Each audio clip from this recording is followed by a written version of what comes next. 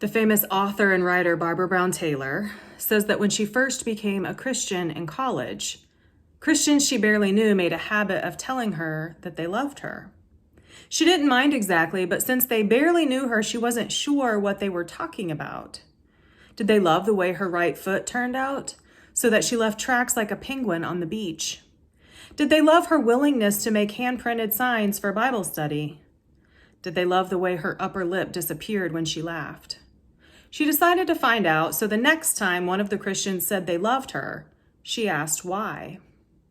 The young woman made a surprised face and responded, "Because God loves you. I love you because God loves everybody." Barbara decided that was not enough for her. She did not want to be loved in general. She wanted to be loved in particular, the way God loves us. I too want to be loved in particular. The particulars are my favorite things about humans. I love the particular way my mom crosses her hands over her belly and how I've genetically inherited this same mannerism. I love the particular way that Ron and Keva and Eric Oliver squeeze people with their hugs, so much so you think your ribs are going to break. Your ribs don't break, but instead you feel extra held and extra loved. I love the particular way my dog Rascal runs up to me after finishing his morning business, as if he's galloping in slow motion through a field of daisies during a Charmin toilet paper commercial. I love the particular way God likes to answer my prayers or teach me lessons, which is often ironically. I had just finished reading today's narrative lectionary text, the love chapter from 1 Corinthians 13. When I decided I would come up with examples of two types of people the Apostle Paul writes about. One would be a person who had many skills, but whose talents meant nothing if they didn't have love. The other would be someone who constantly exuded the telltale marks of what it means to embody love. You know, patience, kindness, humility, the works. First, I considered the characters of my own life story. I traveled back over every grade since elementary school, searching for one who personified this text. I was a little distracted, though, because I needed to leave home and drive to the hospital so I could pick up my friend after she was done getting her MRIs. She's been waiting on these tests for months. We've all been really worried about her unexplained health symptoms. I pulled into the hospital parking lot and expected to receive a text message any second that would alert me to round the patient pickup circle drive. Any second now turned into minutes, which turned into almost 2 hours. Without realizing it, I began to embody all the opposite descriptions of love in the Bible. I was not feeling patient or kind. In fact, I was becoming quite snobby and rude. I had a sermon to write, a lawn to mow before the storms rolled in, and groceries to pick up. I felt angry and self-seeking. This sermon about patience and kindness is not going to write itself. What is taking so long?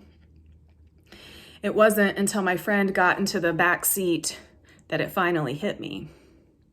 The two types of people I had been racking my brain to come up with were sitting right here. All of my talents and abilities meant nothing if I couldn't practice love. And my friend is one of those people who blatantly embodies love all the time. She is kind to a fault, humble as hell, and doesn't have a rude bone in her body. She's trusting, slow to anger, and hopeful in the midst of life's shitstorms. She has endured so much. Did I say I loved the particular way God chooses to teach me lessons? God is so ironic. The Apostle Paul first wrote this love chapter within a letter he penned to the church in Corinth. He'd stayed with them for about 1.5 years, planting and nurturing the community. When he wrote this letter, he'd known the Corinthians for about 3 years, so he could speak plainly with them. They were about a mix of mostly Gentiles, which just means they didn't start out as Jewish monotheists. The congregation consisted of a few wealthy folk, but the vast majority were poor. Someone would write to Paul whenever arguments would break out, and Paul would write back with attempts of interceding. He would provide instruction, wisdom, and guidance. 1 Corinthians 13, 1 through 13. This is what Paul said to them. Even if I can speak in all the tongues of the earth, and those of the angels too, but do not have love, I am just a noisy gong or clanging cymbal. If I have the gift of prophecy such that I can comprehend all mysteries and all knowledge, or if I have faith great enough to move mountains but do not have love, I am nothing. If I give away everything I own to feed those poorer than I, if I hand over my body to be burned but do not have love, I gain nothing. Love is patient and kind. Love is not jealous. It does not put on airs. It is not snobbish. It is never rude or self-seeking. It is not prone to anger, nor does it brood over injuries. Love doesn't rejoice in what is wrong, but rejoices in the truth. There is no limit to love's forbearance, to its trust, its hope, its power to endure. Love never fails. There are, in the end, 3 things that last: faith, hope, and love, but the greatest of these is love. In high school, I wore this James Avery ring, which reminded me daily of this text. It says faith, hope, and love. None of us loves perfectly, which is why we need reminders from time to time about what love is supposed to look like. Love is the particular way Free Mom Hugs provided a virtual platform this week to highlight the stories of teachers who went through hell to co-sponsor gay-straight alliances at their high schools. A platform for Oklahoma City mayors and council people to speak out in support of the LGBTQ community. A platform for musicians who sing, "Love is love is love is love is love is love is love is love," until all can acknowledge the equality and worth of same-gender loving relationships. Love is the particular way employees and shoppers wear masks because they value my well-being and health. And when I wear a mask in public places, it exhibits my particular love for each and every human being I encounter.